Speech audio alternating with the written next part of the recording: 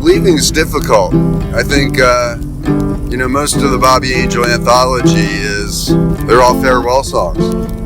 It's sung at people's going away parties, and the tradition in the park is not, how dare you're leaving our park or preserve or company. Let us escort you to the door as quickly as possible. It is more the tradition is to celebrate. Oh wow, congratulations, thank you for your contribution, and let's send you off to your next park. And I think you see this in a lot of professional networks. It's kind of a small world. The firefighters see that all the time when they go out on fire out west. They run into kind of this usual suspects, the same people, and they get to know them. And I think it's the same thing in the park. You kind of meet a person and you kind of know where they end up going, or when they arrive at your new park. Oh, you were at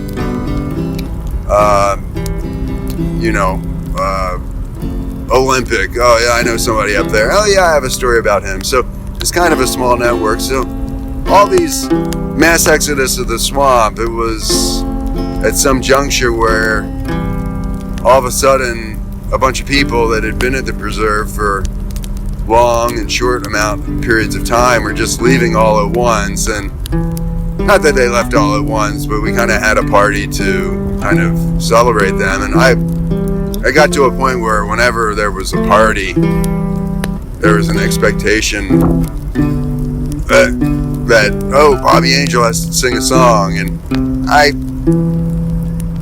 songs, they take a level of effort to write, and I kind of had a standard. I just couldn't pump out a random song. I'll pull out the old boilerplate and just add in their name. I always held myself to a high standard, that I wanted to write a song that captured maybe the essence of that person or what they did, or in a fun way. And I always challenged myself, and I always wanted to use new chord progressions. I didn't want to use the old stodgy CDE chord that I did for the previous person. So I was in the pavilion, and it was the day before, and somebody had mentioned we had maybe a lunch there, and said, "Oh, you have a song?" And I said, "I don't have a song." And Christine said to me, "You can do a song. You come on, you can do it." And at that point, it was maybe I'd gone through a run with not doing songs, and that was a burden for Bobby Angel. It seems like I couldn't if I showed up at a party and I didn't have a song, it was, I'd failed. So on the other hand, I always liked having a song, but, so anyhow, based on that, I said, yeah, I can do a song. So I wrote down a list, who's all leaving, got that list, and this was under 24-hour period, I had the song. And I think what makes this song stand out is my voice.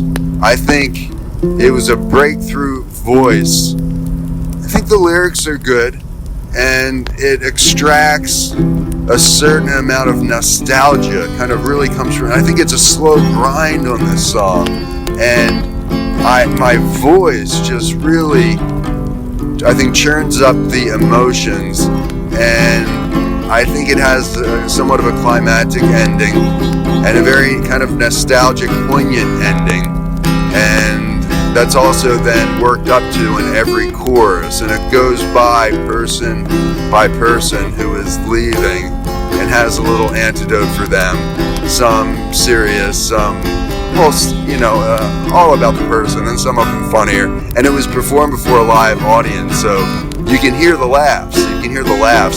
But my voice really shines through. And I remember Christine, that was when the tapes started to be, the performances started to be taped. And Christine said, that's your best performance.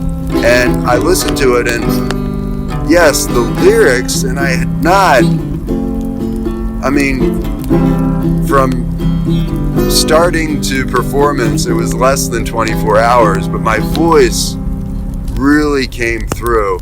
And yes, it was sung in the pavilion live. And when it came time to do an album, I thought, oh, that would be fun. We call it the Pavilion, and where I grew up, there was Pier 6 Pavilion, and I went there to listen to Arlo Guthrie and Pete Seeger. They were touring together, and Gordon Lightfoot as well.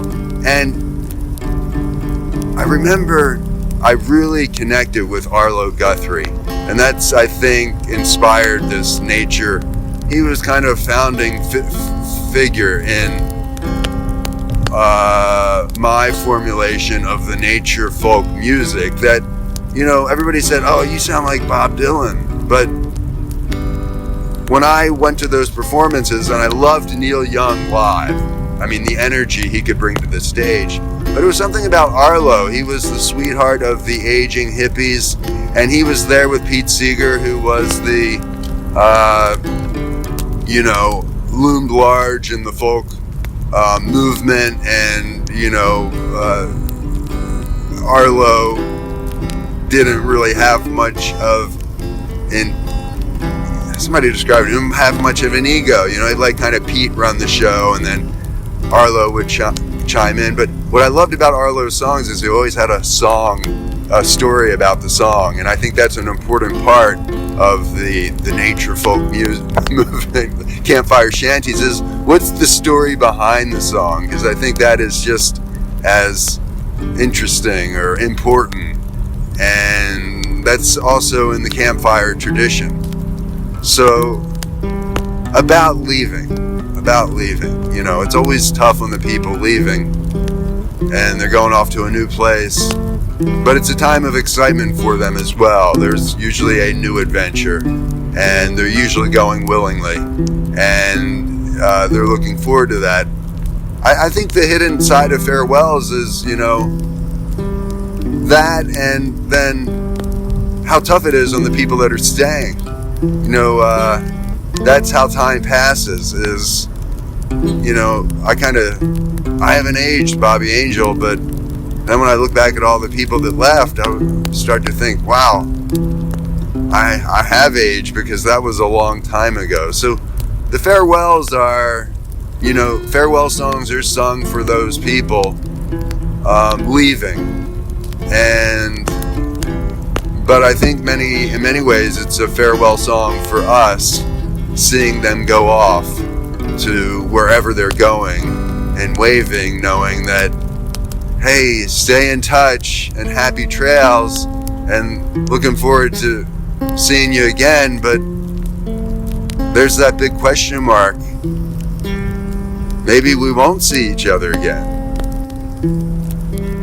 So in summary, I think it was a breakthrough voice performance. I think the video's fun, and it was a nice play on, you know, the situation that it was in the pavilion, but I turned it into a much bigger Pier 6 Pavilion, thinking that, oh yeah, maybe be like Arlo Guthrie there, you know, and I don't know. I don't know who Bobby's angel influences are, but he's probably one of them. And because of his live performances, and I connected with a couple of his albums too. He never pumped out a lot of albums like Bob Dylan. You know, ended up kind of sacrificing everything for his art, and has you know, an incredibly enriching life because of that, I'm sure. I think Arlo kind of took the opposite track. He a very talented musician and a master storyteller, but he kind of just, you know, found satisfaction in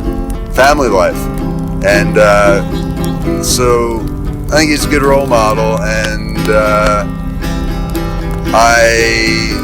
you know, around the campfire, you think about that too. You know, there's your professional life and your family life, and each is important. You know, each is important. You're not going to be happy at home if you don't have a good work life, and you're not going to be happy at work if you don't have a good family life and all that. So, mass exodus of the swamp. You know, it's a farewell for a bunch of people, but it was kind of a farewell that hit home for the people that stayed too, and I think that's what campfire shanties are really all about, in the nature folk, tradition of trying to, come to terms with that and understand it around the campfire.